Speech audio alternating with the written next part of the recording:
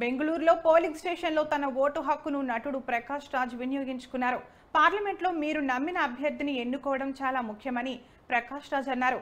కర్ణాటకలోని 14 నియోజకవర్గాల నుండి మొత్తం 2,88,19,342 కోట్ల మంది అర్హులైన ఓటర్లు ఉన్నారు.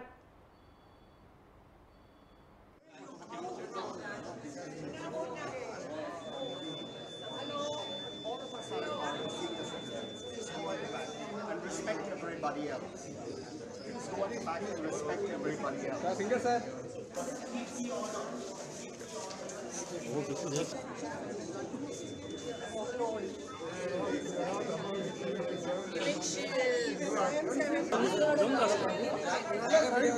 My vote stands for my right, for my power to choose who represents me, who will be my voice in the parliament, because this is a vote for the country.